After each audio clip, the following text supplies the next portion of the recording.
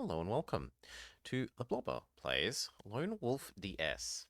So as part of the Nicolas Cage Fight Spectacular, we've been playing the Nicolas Cage games, and something that I've been brought to mind or mentioned in relation to them a couple of times during the stream were the Lone Wolf literary RPG books that I played a fair bit of as a sort of 8 to 14-year-old. They're a series of choose your own adventure books, but they had sort of video game-esque RPG components in that you tracked health, you tracked items, but you did it with a pen and paper, a bit like D&D.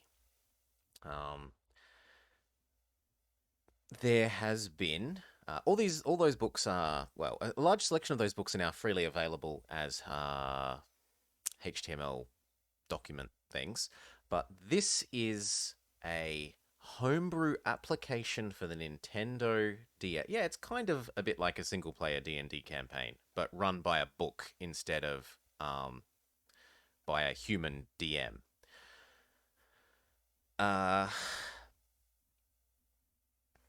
So this is a homebrew DS application. So if you had a DS cart ROM thing, you could load your own programs on and make your own programs for the DS. And one person took the time to adapt the first 5 of the books to work on the DS as a game. And yeah, I'm going to be playing through these as a point of comparison to the Christmas Cage Fight Spectacular games, as well as to give this and the Lone Wolf series some attention, because I love them. See how they hold up relative to the new video games that are sort of suggesting occupy the same kind of space. So, new game. Controls. This was really weird in that it's one of the very few games that you play with your DS sideways, because you're sort of treating it as a book page, like you're treating your DS screen as a book page. Yeah, I do so for my Christmas period is very nostalgic, Gamer Willerman. That's what it is to me. Okay. Except I need to change this to not capture my mouse, because that makes... Well, actually, no, this is... We can have our mouse on this because this is a DS home cart thing, and it doesn't matter whether it's implied to be emulator or not. Let's start to create our character. You keep a record of your adventure on the action chart, and in the book it would provide you with a page that basically had a DM character sheet, and you would fill it in with a pencil and use an eraser. During your training as a Kai Lord, you've developed fighting prowess, combat skill, and physical stamina endurance. Before you set off on your adventure, you need to measure how effective your training has been. To do this, take a pencil and, with your eyes closed, point the blunt end of it to the random number table. So at the back of the book, they had one page that was just a big box full of random numbers, and you'd wiggle your hand around like this and let go, open your eyes, and it would be pointing at a random number, and you'd use that to play the game, rather than needing the player to use, say, dice. Okay. So we click this link, and that triggers it to ask for a random number. And we've rolled 17 for our combat skill. Dice are better in your opinion? They wanted you to be able to play this with nothing more than the book and a pencil. Nominally. You can nominally just play this with a book and a pencil. Realistically, I played it. I had separate sheets of paper that I would track everything on, especially if you wanted to play one book after another and carry your character over, because you could carry your character over through the whole series of books. Okay. So we've rolled our... This is essentially our combat... This is attack stat, effectively. And then we scroll down. The first number you pick, blah, blah, blah, combat. Add 10 to it, blah, blah, blah. When you fight, your combat will be pitted against the enemy. A high score is therefore desirable. The second number you pick, and then we click it, and we pick it, represents your powers of endurance. Health! Health! Add 20 to this number and write the total in your endurance section of the action chart. If you're wounded in combat, you will lose endurance points. If at any time your endurance points fall to 0, you die. Come on, finish rolling the number. 25. Reasonable. If at any point you fall to 0 or below, you're dead and your adventure is over. I.e., go back to the start of the Choose Your Own Adventure book. Lost endurance points can be regained during the course of the adventure, but the number of endurance points which can never go above your maximum, i.e., don't try and heal above your number here. Continue by choosing your skills. Over the centuries, the Kai monks have mastered the skills of the warrior. These skills are known as the Kai disciplines, and they are taught to all Kai lords. You have learnt only 5 of the skills listed below. The choice of which 5 of these, therefore, is important to make. All of the disciplines will be of use at some point on your quest. Pick the 5 with care. The correct use of a discipline at the right time could well save your life. When you've chosen your 5, enter them in the discipline section of your character tracking sheet, basically. Camouflage. It enables you to hide in the forests and so forth. In the town or city, it enables you to sound like a native of the area and can help you find safe shelter or a hiding place. Hunting, you can always capture food, so you never have to worry about going hungry, aside from in wasteland and desert, and you are able to stealthily stalk your prey. Sixth Sense. This skill may warn a Kai Lord of immediate danger. Spider Sense! Spider Sense! It may also reveal the true purpose of a stranger or strange object encountered in your adventure. So sometimes people will come up and they'll act friendly, and this will give you your danger sense is tingling that the person isn't actually friendly. I really like this one. Tracking. The tracking skill enables you to make the right choice about a path on the wild, to discover the location of a person or object in a town or city, and to read the secrets of footprints or tracking. No. Healing. This is used to restore endurance points lost in combat. If you possess this skill, you get to heal 1 HP point every time you change page, basically. Every time you change paged section. Remember that you can't rise above your maximum. This is hugely strong.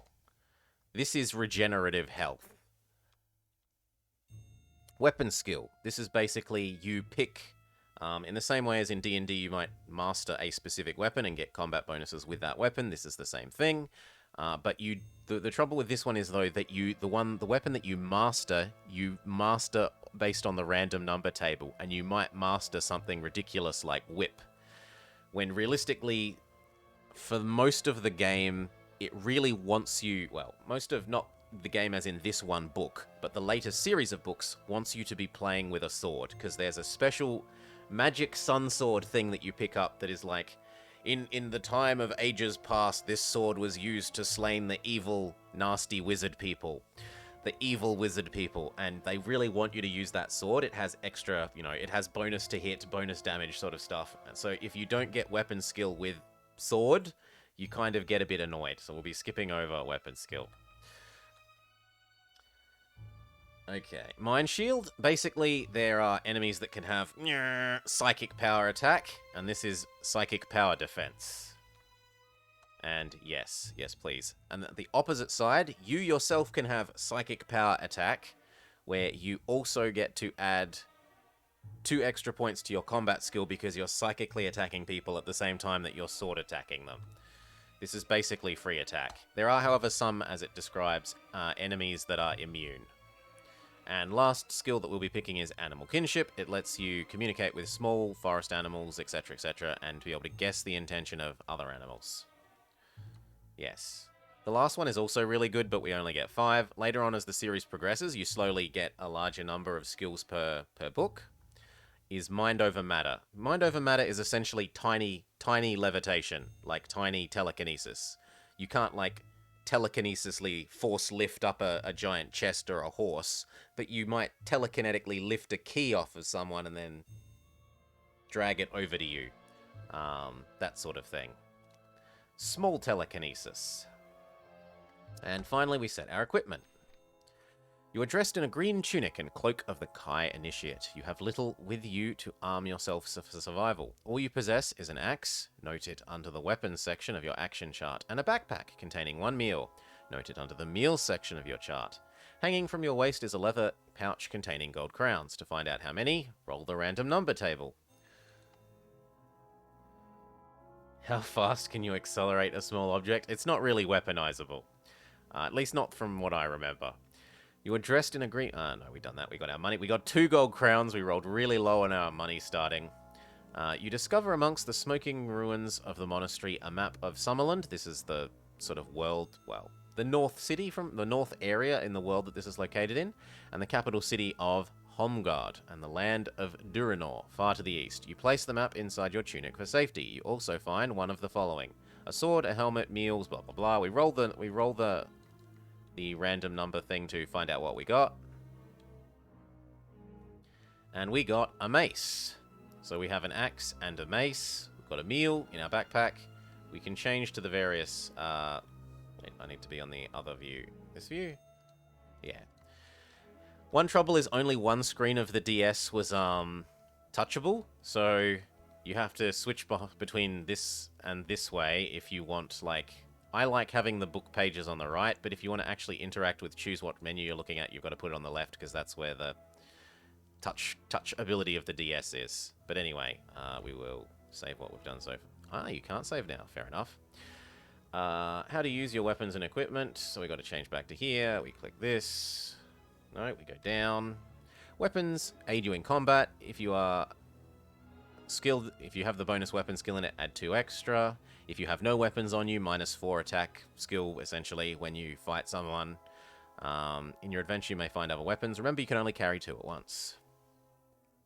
Your backpack has a fixed capacity. You're only allowed to carry, I think it is 8 things? Yeah, you can only carry 8 things in your backpack in total. And there are special items, you might be told, or discover what they do later in the adventure. Gold is the money. Yeah, that's fairly intuitive. Food, you need to eat regularly. If you do not have food when you are told to eat a meal, lose 3 health. If you have the skill of hunting, you do not need to tick off a meal when instructed to eat. Healing potion heals 4. If you find one, let's get on with the game. The book would also have a a relatively pretty map showing you the whole universe, and we can the whole universe, showing you the world that this is set in, and you could look around, and it would also have things like, where's that?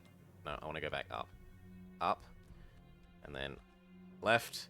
So it will tell you also what the terrain is, mountains, woods, etc., because that kind of matters if you pick the hunting skill and stuff. You don't want to go into desert or locations where you can't use hunting. We start off in... We start off here in the Kai Monastery, and it gets attacked by the evil, nasty people and everyone other than us. We are the last, we are the last Jedi sort of thing. And we want to get eventually to over here, the capital of the kingdom of this area. How many of the books have I played?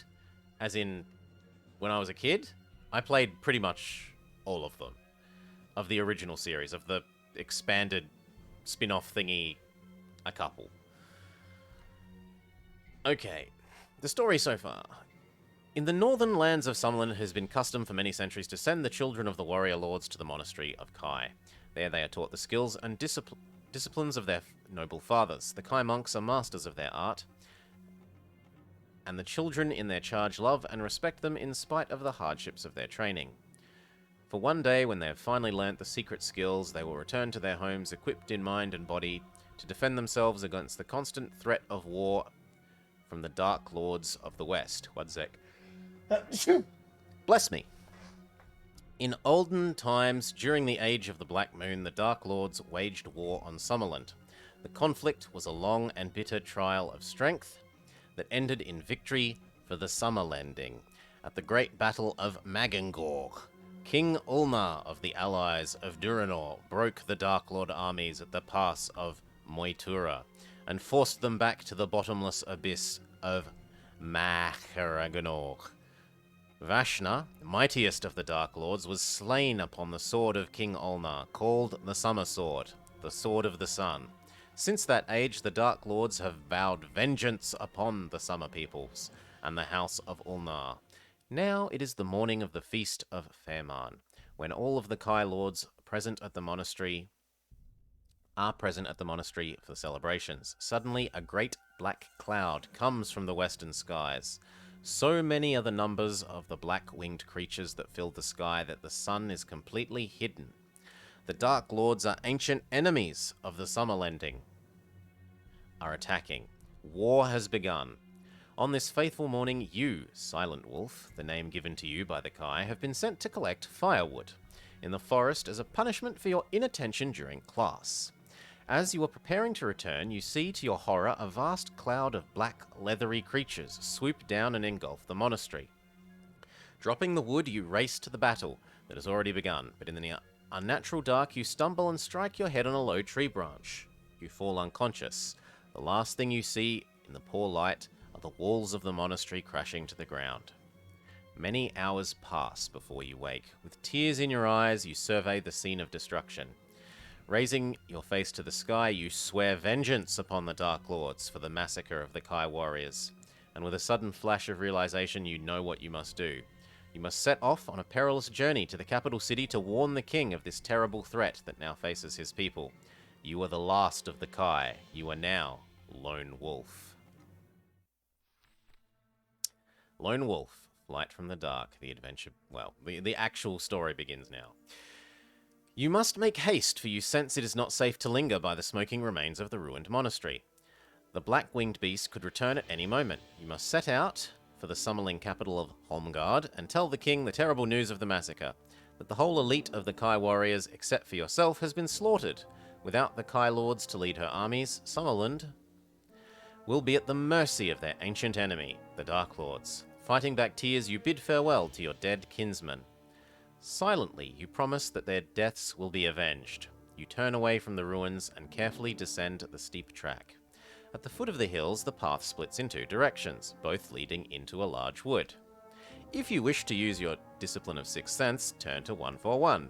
If you want to go right into the woods, turn to page 85. If you want to go left, instead turn to page 275. Now we have Sixth Sense, so we get to pick the I have the appropriate skill option.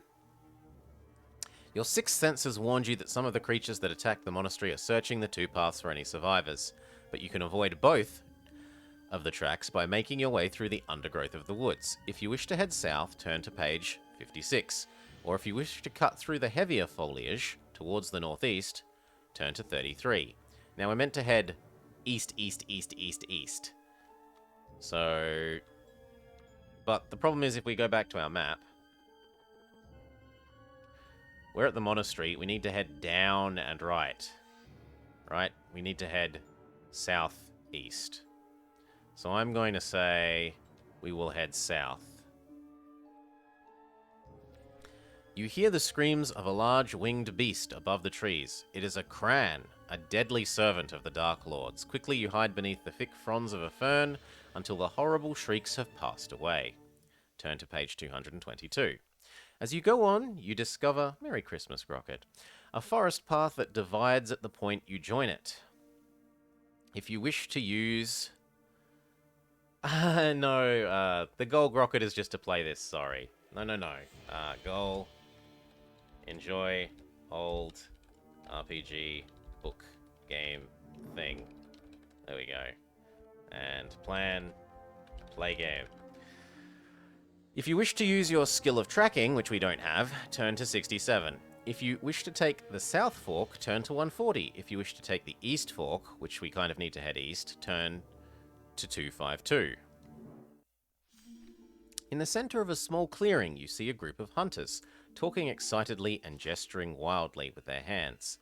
There are 2 children, 3 men and a woman. Their belongings are wrapped in bundles, which they carry slung over their shoulders. Their clothes look well made and expensive, but they're dirty and torn. If you wish to approach them and ask who they are, turn to page 155. Are there ducks on this adventure? No. If you wish to avoid them and continue onwards, turn to 70. Sure, we'll talk to the people. As you approach, the group of people stop talking. You can see by their expressions that they recognize your green Kai cloak. Slowly, one of the men extends his hands in friendship and says, "My lord, we had heard a rumor that you were destroyed. Heaven be praised that this is not so. We feared that all was lost. You do not tell them of the destruction of the monastery, for they are refugees from Tauren and have lost everything they owned. Their only hope now is that the Kai Lords will lead an army to victory. You learn that the northern port was attacked from both air and sea, and that the forces of the Dark Lords far outnumbered the king's brave garrisons. You reassure them that Summerland will not fall and wish them luck on their journey. Turn to page 70. You've reached a small bridge. A track follows the stream towards the east. A much narrower path disappears into thick forests south. We have Sixth Sense, so rather than guessing which way is the best way, we get a little bit of a hint. Your Kai Sixth Sense warns you that there is a fierce battle raging in the south. Your common sense tells you that the south is also the quickest route to the capital. Which route will we go? So are we going to take the risk of having a fight but getting there quicker? I say we'll take the slight risk. The forest begins to thin out until finally you can make out a road through the trees ahead. The highway is full of people heading south. Many are wheeling their possessions along in handcarts. If you wish to join the refugees and perhaps learn more of what has happened in the north, turn to page 30. If you would prefer to continue south under the cover of trees, yeah, let's not be part of the normal people. Turn to page 160. You've been travelling for around a mile when you notice two legs sticking out from behind a boulder. If you possess and wish to use your Sixth Sense, turn to 178. If you want to take a closer look, turn to this. If you'd rather avoid meeting the owner of the legs and press on, turn to the other page. We'll use Sixth Sense. It's a king's soldier. The man is wounded and in need of help. If you wish to help him, sure, we'll go help him. You cautiously peer around the rock to see a soldier on his back. By his side is a spear and shield. On the shield is a painting of a white Pegasus, the Prince of Summerland's heraldry. He is one of the prince's soldiers and is only just conscious. His uniform is badly torn and you can see that he has a deep wound in his left arm. As you move nearer, his eyes flicker. "Heal me, my lord," he begs. "I can barely feel my arm." If you possess and choose to use the Kai discipline of healing, turn to this page. If you don't possess it or choose not to use it, turn to this page. I'm a good person. We will heal him. Placing one hand on his forehead and the other on his wounded arm. This needs Twitch integration? Oh, you want a, like, Twitch choose your own adventure game? Like Pokemon plays, Twitch plays Pokemon? You feel the warmth of your healing powers. Leave your body and give strength to the injured man. He tells you his name is Trimus, and he is a soldier in Prince Pelthar's army. The prince and his troops are engaged in battle to the south, where a large force of the Dark Lord's creatures are attacking the Bridge of Alima. During the fight, he had been snatched into the air by a Kran and dropped into the forest. You make him as comfortable as possible before continuing your mission. You've not gone far when you hear the sounds of battle. If you wish to follow the sound, if you would rather continue south. No, we're going to avoid the battle. In the distance, you can hear the sound of horses galloping nearer. You crouch behind a tree and wait as the riders come close. They are cavalry of the King's Guard, wearing the white uniforms of His Majesty's army. If you wish to call them, if you wish to let them pass, and then continue on your way through the forest, turn to the other page. I'm going to talk to them. The officer orders his men's halt and asks you your business. You tell him who you are and how the monastery has been destroyed. He is saddened to hear your news. He offers you a horse and asks you to accompany him to Prince Pelthar, the king's son. Do we accept or decline? I'll say we accept. Got some art. Ahead of you, you can see a fierce battle raging across the stone bridge. The clash of steel and the cries of men and beasts echo through the forest. In the midst of the fighting, you see Prince Pelthar, the king's son. He's in combat with a large grey Gorgus, who's wielding a black axe above his scaly head. Suddenly the prince falls, wounded, a black arrow in his side. If you wish to defend the prince, if you wish to run back to the forest, I guess we'll help the prince. The creature that you now face, let's flip this, go back to the combat one. That you now face is a Gorgaz, one of the race of cold-blooded reptilian creatures that dwell deep in the treacherous Makinmaya swamps. Their favorite food is human flesh. Prince's sword lies at your feet. You may pick it up and use this weapon. The Gorgaz is about to strike you. You must fight him to the death. The Gorgaz has 20 attack skill and 30 endurance, and it is immune to telekinetic. Mind Psychicness. If you win, turn to 82. So we click on this and it opens the combat thing. And then what you would normally do is, the way it works is you'd close your eyes, move your hand around the random number table again, essentially roll your attack roll, and you compare your combat stat plus the attack roll to the enemy's combat stat, and then there's another table that says, based on that number, how much damage you take and how much damage the other person takes. But this is all automated in the DS game, and you just go do a round. So we picked the number 8, we lost 1 health, and the enemy lost 8. We got the same result, we lost 1, the enemy 8.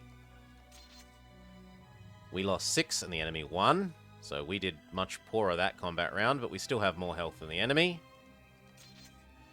We lost 3 and the enemy lost 6. And the enemy has fallen and we're at half health essentially. If you win, turn to 82.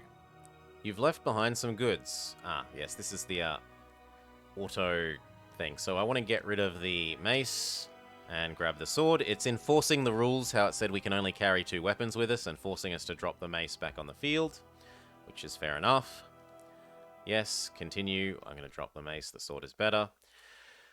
The giant Gorgas lies dead at your feet. His evil followers hiss at you and fall back from the bridge. The prince's soldiers form a protective wall around you and their dying leader with your shields. Black arrows whistle past your head. The dying prince looks up at you and says, Kai Lord, you must take this message to my father. The enemy is too strong, we cannot hold them. The king must seek that which is in Duranor, or all is lost. Take my horse and ride for the capital. May the luck of the gods ride with you. You bid a sad farewell to the prince, mount his white steed, and head south along the forest path. The battle rages behind you as the prince's men fight off another assault on the bridge. Turn to page 235. Can I please go back to this flip and then back to that, because I want to track my health. You'll notice that every time we turn a page set, our health is going to be regenerating because we took healing. The prince's horse is indeed a magnificent animal, fast and sure of foot. You gallop along the twisting track as if it were a straightforward highway, until the noise of battle has disappeared far behind you. You're hungry and must eat a meal. After several miles, the path stops abruptly at a junction. There is a signpost, but it has been hacked down. If you wish to use tracking, we don't have it, so we don't have the option. Turn to this page. If you wish to turn left, if you wish to turn right.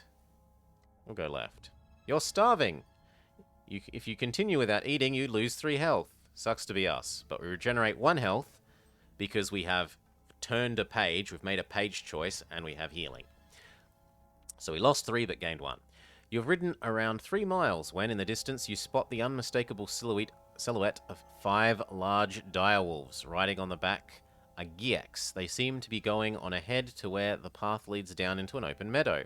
One of them leads the others and begins to ride back along the path towards you. If you want to hide in the undergrowth and let him pass, turn to 176. If you wish to fight him, turn to 340. I mean, we're on half health, so we're going to avoid combat. You hide behind some thick bushes so that the direwolf and its rider will not see your horse. Luckily it works. The beast lopes past and vanishes down the track. If you wish to attack the remaining direwolves and their riders, no thank you. If you wish to press on deeper into the forest, yes please.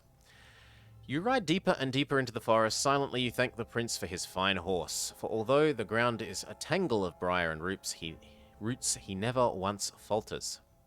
The direwolves are soon left far behind, and you bring your horse to a halt. The light is fading fast, and it's almost night. If you wish to press ahead in the dark, turn to this page. If you wish to bear left, the same direction as the path you left far behind, we'll press ahead.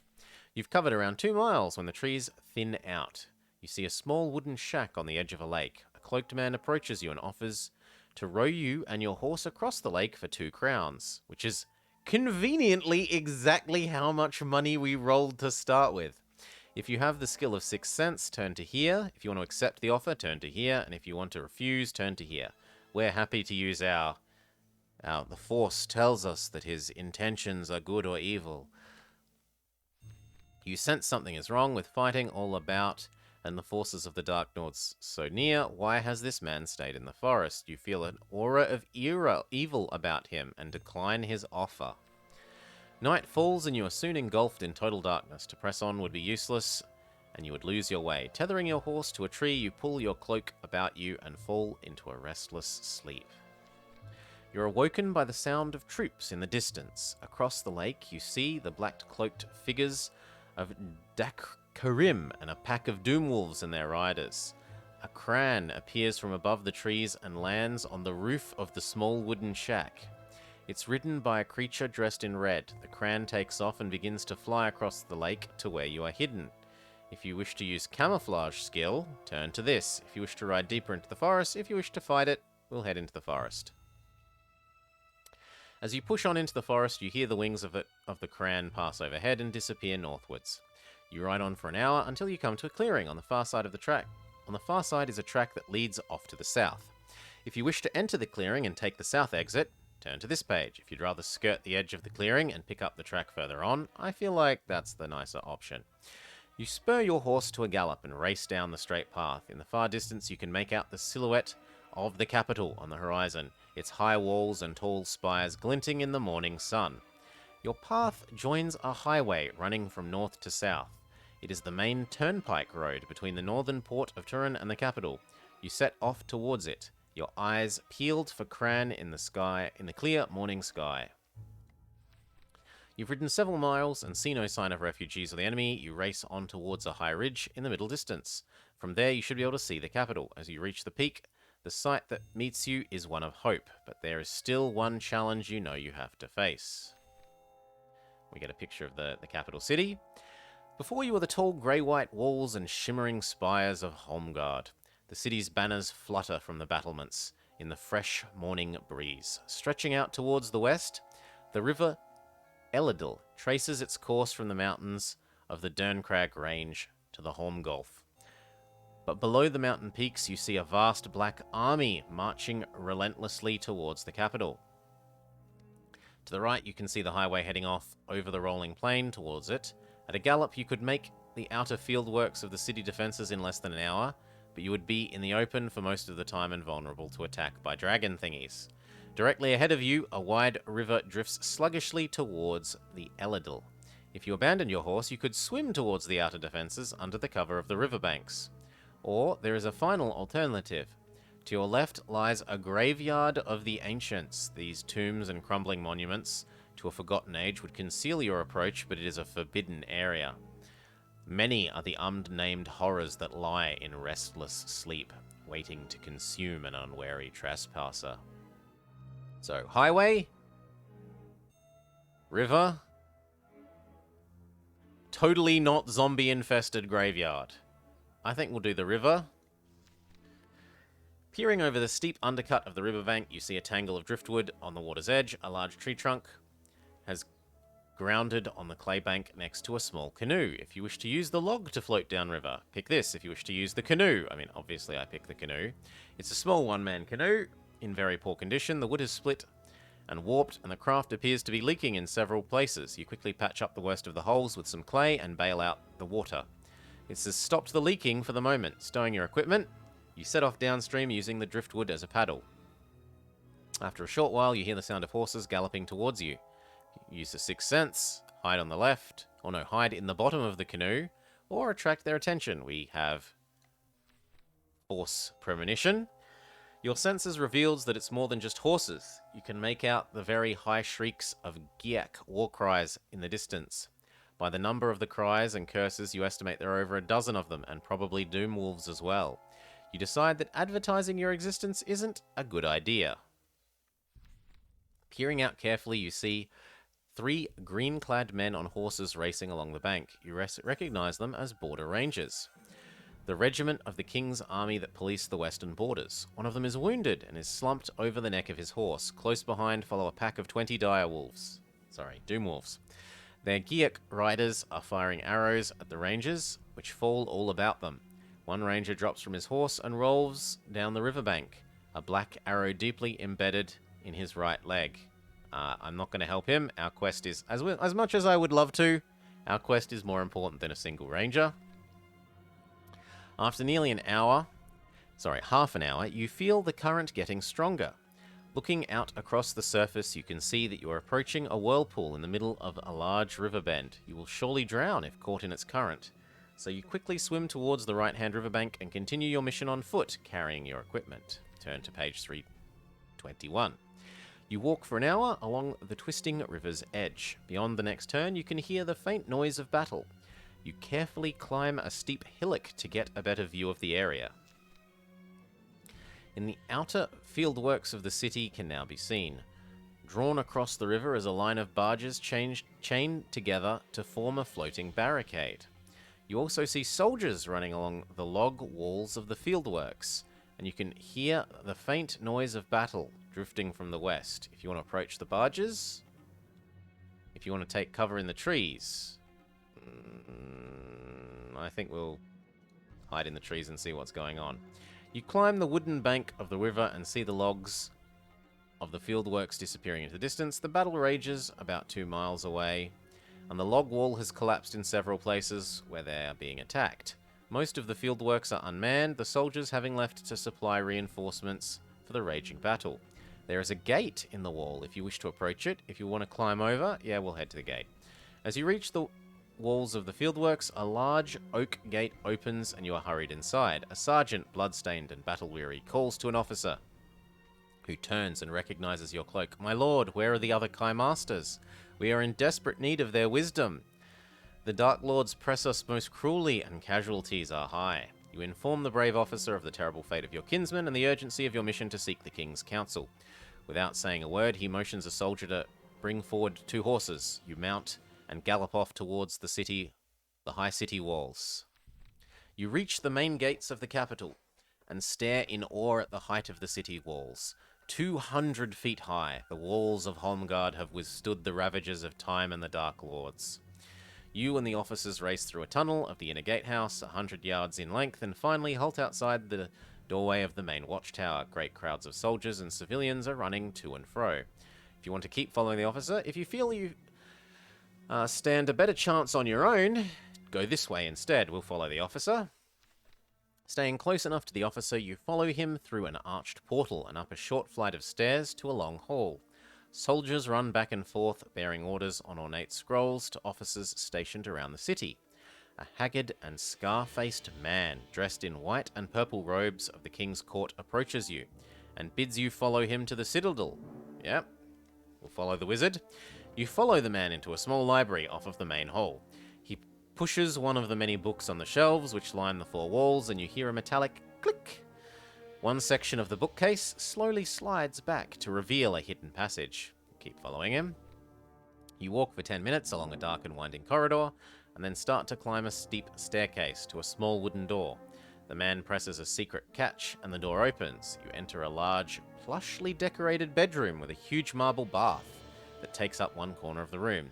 He suggests that you refresh yourself while he seeks the audience of the king. You quickly bathe, change into some white robes that have been left out on the marble table. Shortly after, the man returns and leads you through a long corridor lined with exquisite tapestries. You arrive at a large door guarded by 2 soldiers wearing silver armor. You are about to meet the king.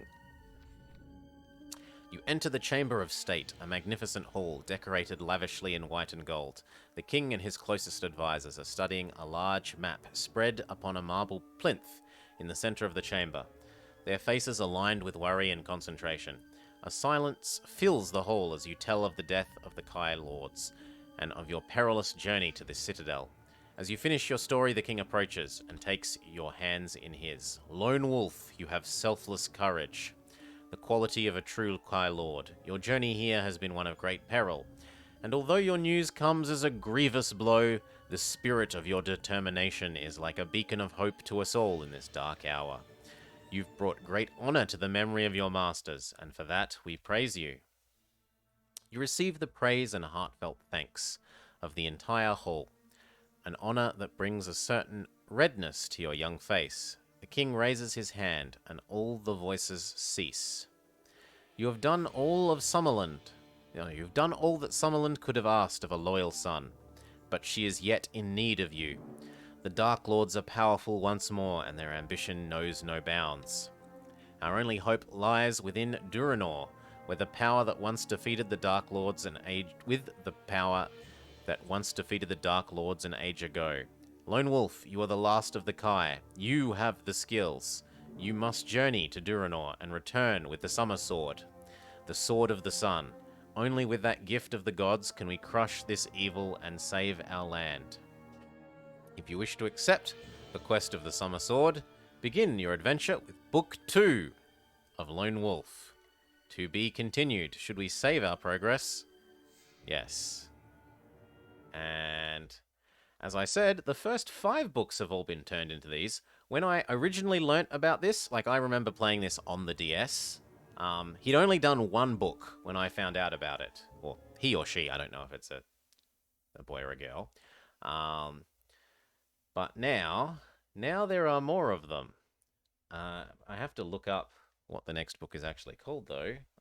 Lone Wolf Book 2. I think it's something Sands? No, Fire on the Water.